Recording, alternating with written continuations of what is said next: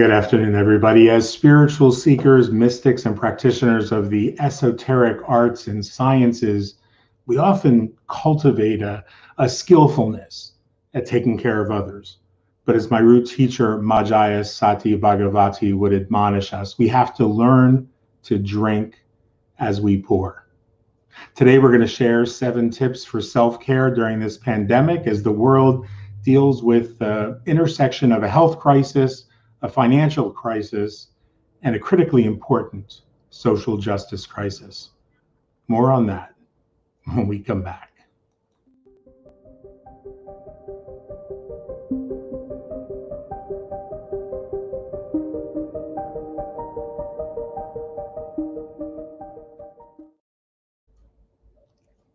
And we're back. Welcome to The Holistic Mystic. This is our very first episode. This program, for those of you who may not be familiar, airs every other week on Tuesday afternoons at 1 o'clock Eastern Time. On the other weeks, when we're not broadcasting this show, of course, we broadcast Masca and the Mystic, which is a program of with witchcraft and spirituality and queer culture and mysticism that is co-hosted with my beautiful co-host, the very gifted Andrea Savar. But on these in-between weeks, I'm doing a 30-minute show that's geared toward helping those practitioners, those seekers, those mystics and esoteric practitioners to find ways of incorporating mysticism and spirituality, magic, and medicine in their daily lives. This is truly a series about self-care, because I really believe that only when we're able to care about ourselves, to take care of ourselves, to that extent, we're able to take care of others. And there's certainly no better time for us to launch than on this truly momentous day as the world mourns the murder of George Floyd and calls for reform at every level of our society. So today, what I thought I would do is I wanted to share some ideas, some tips, and some of these tips will be more specifically geared toward the esoteric practitioners, seekers, and mystics who are people of color, although all 7 of the tips can actually be used by anybody during this particular time. I'm really mindful of the fact that the pain that we're feeling is palpable, but that those of us with lighter skin will never know the intensity of that pain. And so I thought this might be one thing that I could do, one small step I could take toward helping to alleviate or ameliorate some of that pain for our brothers and sisters in the Black and brown communities. So I just put together 7 resources that can help us in terms of self-care. And before we get started, I want to thank you guys for liking and subscribing and sharing this with everybody that you think it could possibly help. I really and truly appreciate that.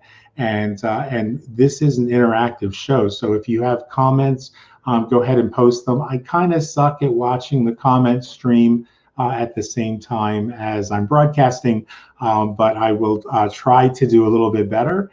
And starting right off the bat with Ishmael, who's watching. Hello, my brother. And so let's go ahead and jump in. And one of the first resources that I wanted to share with you guys is something I happened to run across last night. It's called the Safe Place app. Now you can find them on Twitter. Their Twitter handle is It's the Safe Place. ITSTHESAFEPLACE. This is an app that was created by a suicide survivor, somebody who attempted suicide, who has since become a mental health advocate by the name of Jasmine Pierre. The Safe Place app is designed to support Black and brown people's mental health, and it includes info about mental illness, how police brutality and racism impacts mental health, and self-care tips. And it can be a really good resource, I think, for everyone in the era that we're living in right now, but especially for our brothers and sisters in the Black and brown community. So that's the Safe Place app. Again, you can find the link to download it on Twitter at It's the Safe Place. And I really think that it's something that's truly worth our consideration. Now, the second resource that I had is really sounds like just common sense, but that's to give yourself permission to to take a step back from everything that's making you anxious and upset right now. To give yourself some space. Now, I'm very aware that that statement itself, to give yourself permission to take a step back, comes from a place of white privilege, because not everybody who's watching this right now has the option to be able to take a step back when it's their lives that are on the line, when the fear is palpable of being caught driving while black, or coming out of a grocery store, or walking down a street, or peacefully protesting. But for the rest of us, it's time to really give ourselves permission to take a step back from everything that's making us anxious, and to reframe what we're seeing, what we're experiencing, because that gives us that opportunity to be able to be more present. In the Hindu tradition, the yogic tradition, we talk about the Chittakash, the heart space over the head. And the Chittakash is a place where we can learn through breath work, through pranayama, to dwell. And when we bring our consciousness, our awareness to that heart space over the head, what happens is we detach from our own personal ego, from our own projections about ourselves, and we're able to be more fully present to the person who's actually suffering. And so that's why I think one of the greatest things we can do right now is to give ourselves permission to step back, to if you possibly can, learn some of the techniques through pranayama, through yogic breathing, of going into the heart space over the head. Inhale deeply, and as you exhale, feel that breath going out an imaginary hole on the top of your head and residing about 4 inches above your head. Do that for about 10 minutes before you go out to protest, before you make a post on Facebook, before you make a comment to somebody and tell them whether or not it's appropriate in your view for people to be breaking down windows in stores and looting. I'm not saying that I approve of or agree with violence of any kind. Those of you who know me know that that's not my personality, that's not my MO.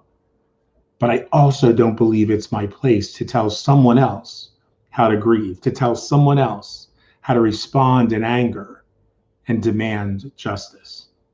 So that's where I'm going to leave that. Many of you have seen that there have been people in the community who've decided to go on campaigns to discredit me and badmouth me because I said that it is not our place as light-skinned men and women to tell those who are being persecuted how they can appropriately respond to what's happening to them.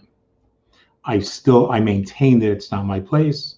And for those who took temper tantrums and got all pissy and got their panties in a knot, that's not my problem.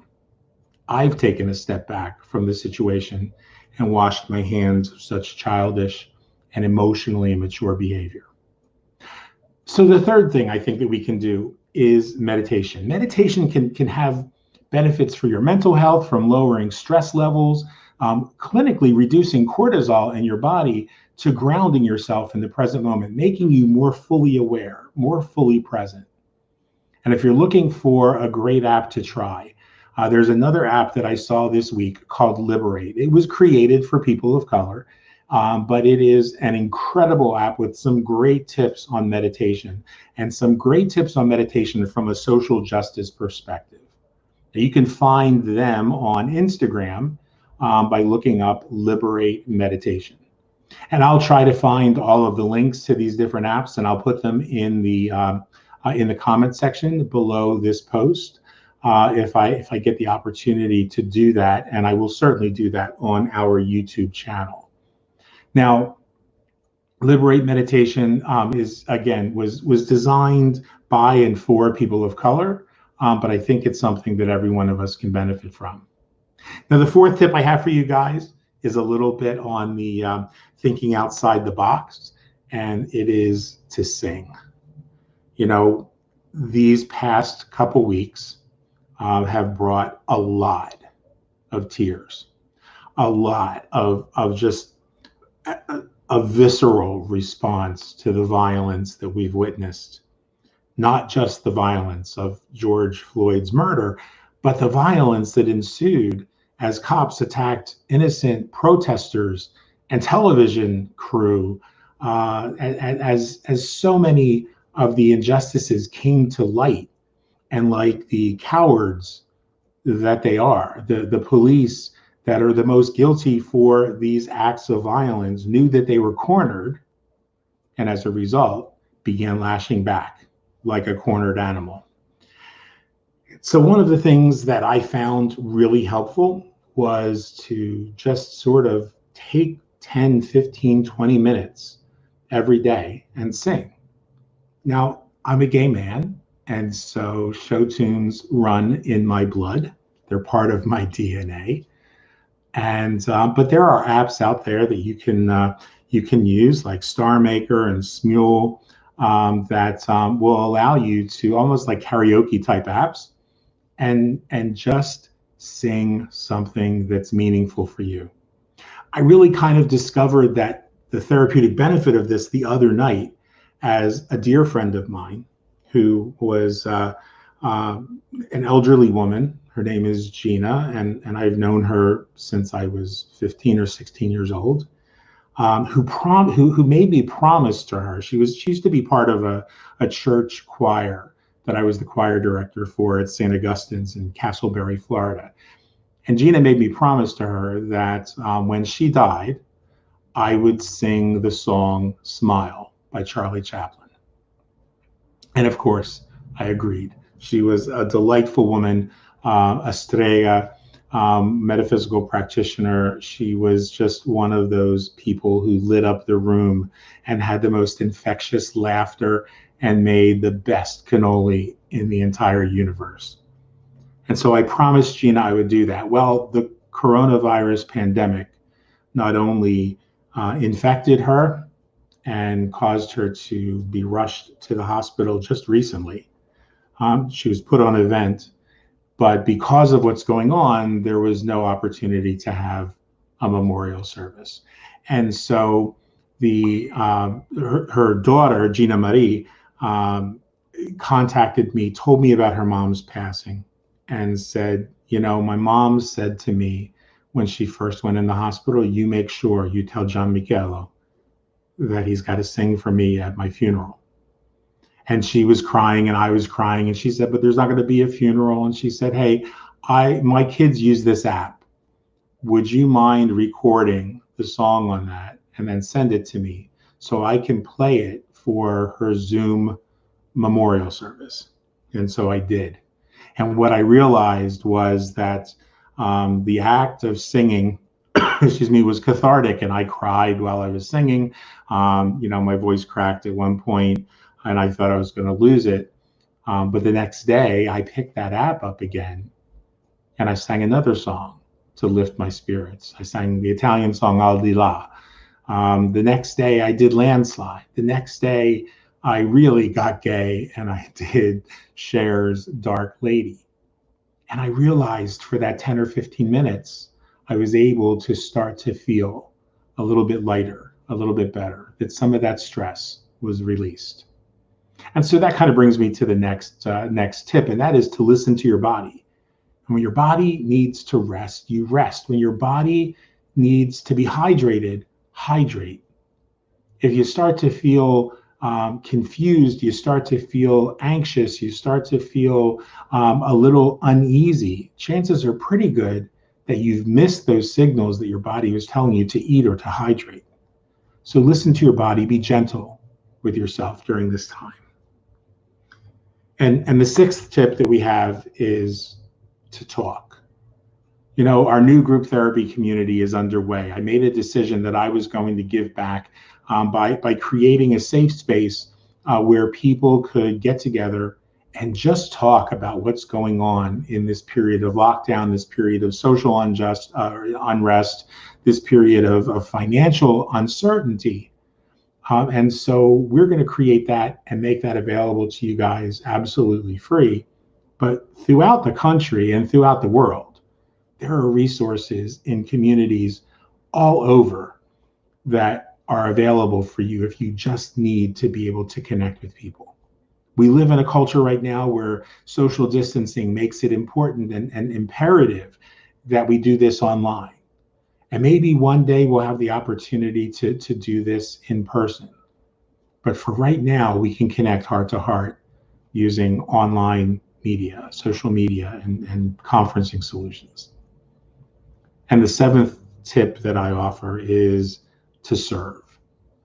Nothing for me helps me to take care of myself spiritually as much as getting out there and taking care of others. When the protesters were peacefully marching by our homes last weekend, and were attacked, in fact, by the police unprovoked, with pepper spray and violence, we went outside to bring the protesters who were suffering milk and water. Serving is the core of what I think we can do for humanity, that at the same time that as it's ameliorating somebody else's pain, really helps us, ameliorates our pain on some level, allows us to transcend that pain. So get out there and serve. And what I'd like to do today, if I could, that's a little bit different from what we'll do on normal shows, because on normal shows, I intend to talk about different herbs, and I intend to talk about nutrition a little bit, and taking care of the gut-brain axis, and taking time to notice what herbs and plants and flowers are starting to appear in your world, and learn to listen to that, something that Andrea and I talk about on our show quite often. But today, being the funeral of George Floyd, I really felt compelled to make a couple statements. We're starting to hear that the protesters are calling for defunding the police. And in the wake of the 11 murders by the Minneapolis police alone, using unprovoked violence and force, the conversation has turned to defunding police around the country. And so I posted earlier, and I want to share some of those thoughts with you now, that I think perhaps that's both the wrong term and maybe an unwise decision.